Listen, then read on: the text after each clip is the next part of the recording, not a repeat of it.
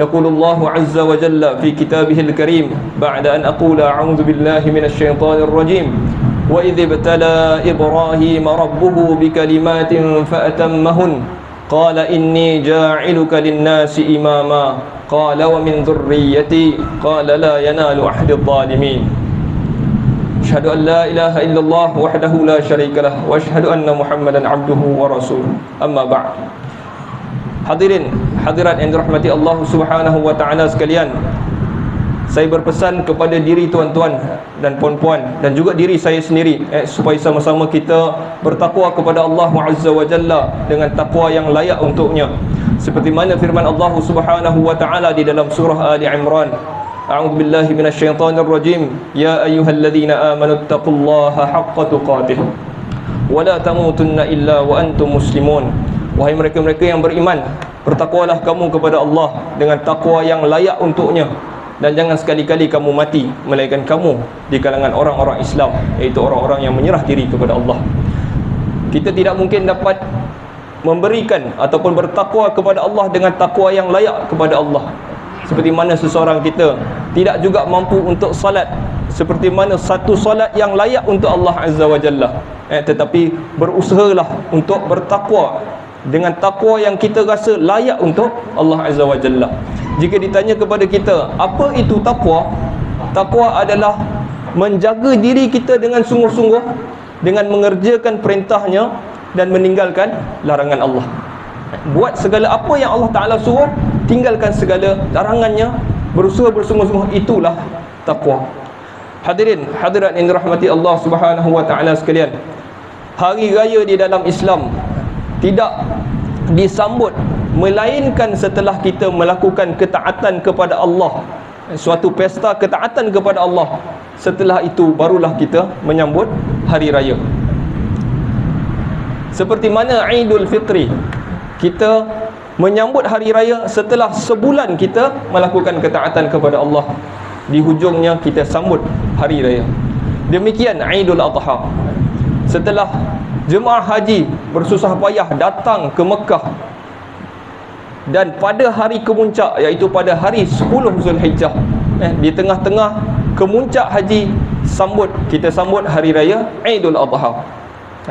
10 Zulhijjah, 10 Zulhijjah juga dinamakan ataupun hari raya Aidul Adha juga dinamakan sebagai Haji Akbar. Sebahagian daripada kita mungkin dengar Haji Akbar ini kalau hari raya itu jatuh pada hari Jumaat, baru kita kata Haji Akbar.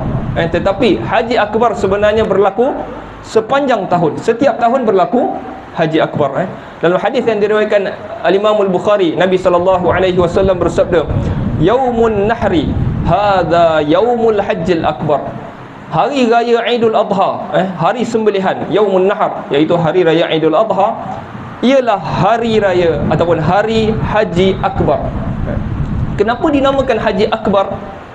Kerana terkumpul pada hari ini, di mana sahaja tempat yang kita sambut 10 Zulhijjah, ataupun 10 Zulhijjah di Mekah itu, 10 Zulhijjah itu dilakukan amal ibadat haji paling banyak pada hari itu. Kalau semalam 9 Zulhijjah, 9 Zulhijjah hanya dilakukan wukuf. Pada hari 10 Zulhijjah, jemaah haji akan keluar melontar, mereka akan menyembelih, mereka akan bercukur, mereka akan tawaf, dan mereka juga akan sa'i. Jadi pada hari ini dinamakan Haji Akbar. Hadirin hadirat yang dirahmati Allah, ritual haji, ibadah-ibadah haji yang dilakukan jemaah kita di Mekah, kebanyakannya bercontohkan kepada Nabi Ibrahim alaihissalam dan juga keluarganya. Jadi orang sebagai contoh, orang yang nak pergi haji, apa perkara pertama yang dia perlu buat? Dia perlu pergi ke Mekah. Jadi untuk beribadah kena pergi ke Mekah. Jadi orang yang boleh dikatakan orang yang mula-mula pergi ke Mekah untuk menunaikan ibadah adalah Nabi Ibrahim alaihissalam. Dia bawa dirinya di atas perintah Allah, dia datang dengan dirinya dan juga dia bawa keluarganya. Allah Subhanahu wa taala merakamkan doa Nabi Ibrahim di dalam surah Ibrahim. A'udzubillahi minasyaitonir rajim. Rabbana inni askantu min dzurriyyati biwadin ghairi dzi zar'in 'inda baitikal muharram. Rabbana liyuqimus shalah. Wahai Tuhan kami, sesungguhnya aku telah menempatkan daripada keturunan aku ini di sebuah lembah yang tidak ada langsung pokok. Di Mekah tidak ada pokok. 'Inda baitikal muharram, berdekatan dengan rumah engkau yang dimuliakan, yang dihormati.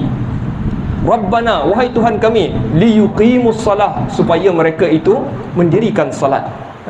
Jadi kita bercontohkan Nabi Ibrahim datang ke Mekah. Kemudian apa lagi yang kita buat? Sa'i. Sa'i diambil daripada kisah Hajar mencari air di antara Safa dan Marwah, berlari dari Hajar mencari air. Jadi Allah Ta'ala ambil ibadah itu dan jadikan sebagai ritual daripada Hajar, isteri Ibrahim. Melontar jamrah diambil daripada Nabi Ibrahim melontar, syaitan yang menghalangnya daripada melakukan ketaatan. Jadi kesemua itu diambil daripada Ibrahim dan juga keluarganya. Manakala ritual yang paling besar diambil daripada kisah Nabi Ibrahim adalah ibadah korban. Ibadah korban adalah suatu manifestasi, lambang signifikan bagaimana Ibrahim itu taat kepada Allah Azza wa Jalla. Allah Subhanahu wa taala menceritakan sebelum daripada itu, Nabi Ibrahim dapat Nabi Ismail apabila umurnya sangat tua. Dikatakan umurnya sekitar 70 tahun baru dapat anak. Jadi pada suatu hari dia bermimpi. Allah Taala ceritakan di dalam surah As-Saffat. Allah SWT menceritakan, falamma balagha ma'ahu sa'ya, apabila Ismail itu sudah sampai pada umur yang boleh berlari-lari, qala ya bunayya, lalu Ibrahim bagi tahu kepada anaknya, wahai anakku yang kusayangi, ya bunayya, wahai anakku yang kusayangi, inni ara fil manami anni azbahuk, sesungguhnya aku melihat di dalam mimpi aku ini menyembelih engkau. Mimpi seorang nabi adalah benar, ra'yun sadiq, maksudnya mimpi adalah benar, ia adalah isyarat perintah Allah Azza wa Jalla. Sekiranya mana-mana nabi bermimpi pun ia adalah suruhan daripada Allah. Jadi Ibrahim bagi tahu kepada anaknya, aku nampak aku sembelih engkau. Dia tahu itu adalah perintah Allah. Fanzur madza tara, lalu dia tanya kepada anak dia, apa pendapat engkau? Lalu kata Ismail, waktu tu baru kecil lagi, berlari, maksudnya dah besar lah, dah boleh bekerja. Apa kata Ismail kepada Ibrahim? Qala ya abati fa'al ma tu'mar. Kata Nabi Ismail yang belum jadi nabi lagi, masih budak lagi, wahai bapakku yang kusayangi, buatlah apa yang engkau disuruh. Satajiduni insyaallahu minas sabirin. Nescaya engkau akan dapati aku di kalangan orang-orang yang sabar. Hadirin hadirat yang dirahmati Allah Subhanahu wa taala, demikian apa yang Allah Subhanahu wa taala mahukan daripada kita, menjadikan Nabi Ibrahim sebagai pedoman kita, sebagai ikon kita. Itulah yang Allah Taala mahukan daripada kita. Dan legasi ataupun apa yang Allah Taala mahu kita ikut daripada Ibrahim adalah, kalau kita simpulkan, adalah satu perkara, iaitu taat kepada perintah Allah atas apa sahaja yang disuruh. Buat tanpa kita banyak tanya, kan? Kita jangan minta diskaun. Allah suruh kita buat. Itulah lambang ketaatan Ibrahim. Buat apa sahaja, sehingga kalau disuruh sembelih anaknya pun dia akan sembelih.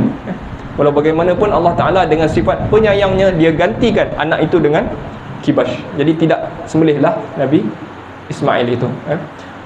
Allah SWT berfirman dalam surah Al-Baqarah, Allah menceritakan tentang Ibrahim. Idh qala lahu rabbuhu aslim. Ingatlah ketika mana Tuhan berkata kepada Ibrahim, aslim, serahkan diri engkau. Qala, kata Ibrahim, aslamtu li rabbil alamin, aku menyerahkan diri aku kepada Tuhan sekalian alam. Barakallahu li wa lakum bil Qur'anil azim wa nafa'ani wa iyyakum bima fihi minal ayati wa dzikril hakim.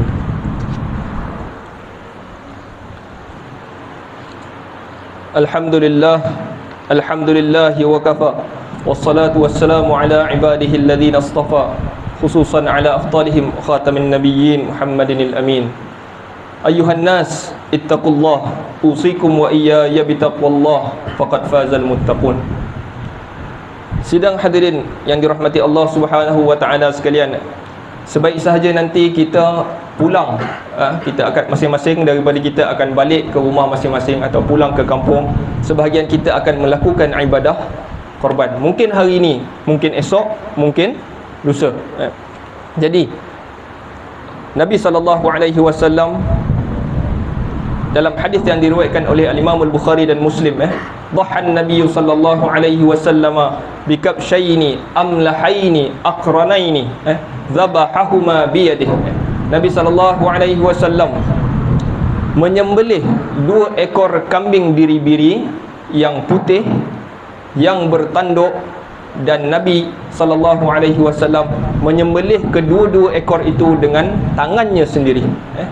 Sama Nabi sallallahu alaihi wasallam membaca bismillah wa kabbar, dia bertakbir, wa wada'a rijlahu ala sifahihima, dan dia letakkan kakinya di atas leher untuk sembelih.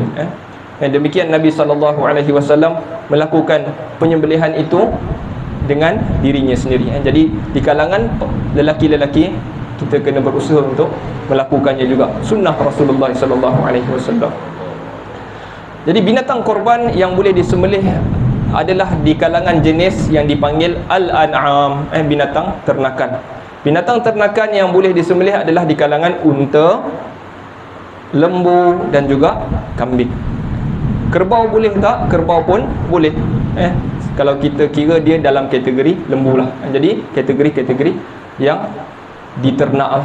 Jadi kita tak bolehlah ambil zebra ke contohnya untuk sembelih. Tak boleh, sebab binatang ternakan. Baik. Jadi di kalangan binatang-binatang ternakan itu, manakah binatang yang paling afdal untuk kita sembelih? Di sini ulama berselisih pendapat.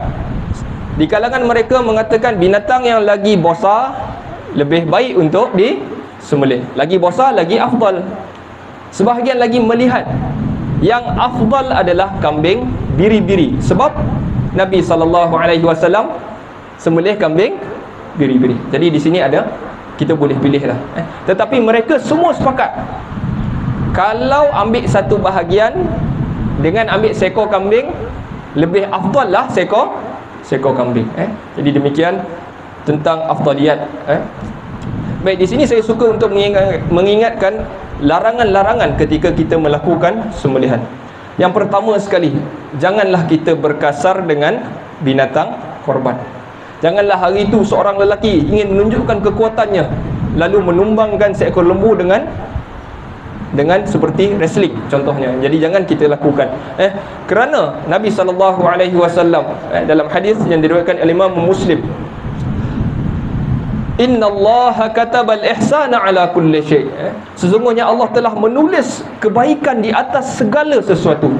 Fa idza qataltum fa ahsinul qitlah, jika seseorang kamu ingin membunuh, maka bunuhlah dengan cara yang baik. Kita semua tahu kita boleh bunuh binatang-binatang perosak yang ada dalam rumah, seperti cicak. Tapi adakah bermakna kita boleh ambil cicak tu dan rendam dia dalam air, seksa dia dulu? Tak. Kita tak dibenarkan. Nak bunuh dengan sekali pukulan mati. Bunuhlah dengan cara yang baik. Demikian juga melakukan ibadah korban. Fa idza dzabhtum fa ahsinuz dzabha, kalau nak sembelih dengan cara yang baik. Wal yuhiddu ahadukum syafratah, tajamkan seseorang kamu pisaunya. Wal yurih dzabihatah, dan rehatkan binatang ternakannya. Jangan kita kasar. Keduanya, jangan juga kita mentajamkan ataupun mengasah pisau di hadapan binatang ternakan. Jangan sekali-kali kita buat sesuatu yang menyebabkan binatang itu jadi lagi takut. Kita asah pisau depan dia, ataupun kita sembelih depan kawan dia. Tengok kawan-kawan ni. Jadi jangan kita buat benda-benda itu.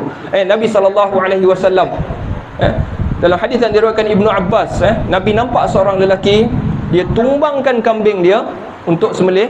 Lalu masa dia tumbangkan tu, dia asah pisau di hadapan kambing tu. Nabi SAW nampak dan Nabi kata, aturidu antumitaha mautat, adakah kau nak bunuh kambing ni banyak kali? Sebelum dia mati lagi, dia dah mati. Tengok pisau tu. Tuan-tuan yang dirahmati Allah, jangan kita melakukan apa-apa benda yang menyebabkan binatang itu jadi lagi takut sebelum dia mati. Dan seterusnya, benda yang dilarang juga di dalam agama adalah menjadikan daging korban yang telah kita bagikan, kita masukkan dalam plastik itu, dijadikan sebagai bayaran ataupun upah. Jadi kalau semua orang yang datang dalam proses penyembelihan itu semua dapat satu plastik, tiba-tiba tukang sembelih, tukang lapah dapat 2 plastik. Yang ni dilarang di dalam agama. Kalau semua dapat satu, semua dapat satu. Tukang sembelih yang tolong kita tadi, macam mana kita nak bagi dia upah dia? Jangan bagi daripada daging korban, bagi daripada duit kita. Nah, seorang RM30. Sebab kalau kita jadikan dia sebagai upah, maknanya kita dah jual daging korban. Sedangkan daging korban hanyalah bertujuan untuk disedekahkan, tak boleh dijadikan sebagai upah, tak boleh. Ini berdasarkan hadis yang diriwayatkan Ali radhiyallahu anhu. Jadi Ali kata, amarani Rasulullah sallallahu alaihi wasallam an aquma ala bunin. Rasulullah suruh aku sembelihkan, kemudian membahagi-bahagikannya, kemudian jangan bagi tukang-tukang sembelih, tukang-tukang lapah ini apa pun jangan bagi. Kami bagi di sisi kami. Bukan makna tak boleh bagi. Kalau dia dapat, kalau semua orang dapat, dia pun boleh dapat. Bukan sebab dia sembelih. Kalau dia dapat itu bukan kerana dia sembelih. Upah dia sembelih bagi daripada kita sendiri. Seterusnya tuan-tuan, yang terakhir, orang-orang yang menyertai korban ini, sunnahnya juga adalah dia turut, sama ada dia sembelih seperti Nabi SAW. Kalau dia tak dapat sembelih, dia juga terlibat dalam proses melapah, proses membahagikan daging, dan juga proses memberi juga daging-daging itu kepada fakir miskin. Jadi siapa yang patut kita berikan daging korban itu, Allah Subhanahu Wa Taala cerita dalam suratul Hajj, fakulu minha. Yang pertama sekali, daging korban yang kita buat tu makan. Ambil peserta-peserta korban ni, ambil daging tu, masak dan makan. Ambil berkat. Daging itu daging yang berkat. Kita makan dan sedekahkan daging itu. Tak mesti kita 1/3, 1/3 hadiah, 1/3, tak mesti. Ambil sedikit, dan yang mesti kita buat adalah bagi kepada fakir miskin. Itu mesti. Yang kita nak ambil untuk bagi kawan-kawan, jiran-jiran, itu tak buat, tak ada masalah. Yang utamanya bagi kepada fakir miskin. Jadi fakir miskin pun ada 2 kategori. Di dalam Al-Quran Allah kata, wa at'imul qani'a wal mu'tar. Makan, lepas tu bagi juga kepada al-qani', orang miskin, tetapi orang miskin ni tak pernah minta. Qani', maknanya dia tak pernah tunjuk pun dia miskin, tapi kita tahu dia miskin. Yang tu utamakan orang-orang ni. Dan juga wal mu'tar, yang kedua, orang yang minta kerana terdesak. Yang ni pun kita bagi. Tapi utamakan siapa? Orang yang tak pernah minta ni. Kita kena kenal jiran kita. Inna Allah wa malaikatahu yusalluna 'alan nabi ya ayyuhalladzina amanu sallu 'alaihi wa sallimu taslima. Allahumma salli 'ala Muhammad wa 'ala ali Muhammad kama sallaita 'ala Ibrahim wa 'ala ali Ibrahim fil 'alamin innaka Hamidum Majid. Allahumma barik 'ala Muhammad wa 'ala ali Muhammad kama barakta 'ala Ibrahim wa 'ala ali Ibrahim fil 'alamin innaka Hamidum Majid. اللهم اغفر للمسلمين والمسلمات والمؤمنين والمؤمنات الأحياء منهم والأموات إنك سميع قريب مجيب الدعوات يا قاضي الحاجات. اللهم أعز الإسلام والمسلمين وأذل الشرك والمشركين ودمر أعداءك أعداء الدين واحمي حوزة الإسلام واجعل كلمة المسلمين على الحق يا رب العالمين. ربنا آتنا في الدنيا حسنة وفي الآخرة حسنة وقنا عذاب النار. عباد الله إن الله يأمر بالعدل والإحسان وإيتاء ذي القربى وينهى عن الفحشاء والمنكر والبغي يعظكم لعلكم تذكرون. فاذكروا الله العظيم يذكركم واشكروه على نعمه يزدكم واسألوه من فضله يعطكم ولذكر الله أكبر. عيدكم مبارك. Selamat Hari Raya Aidul Adha. Assalamualaikum warahmatullahi wabarakatuh.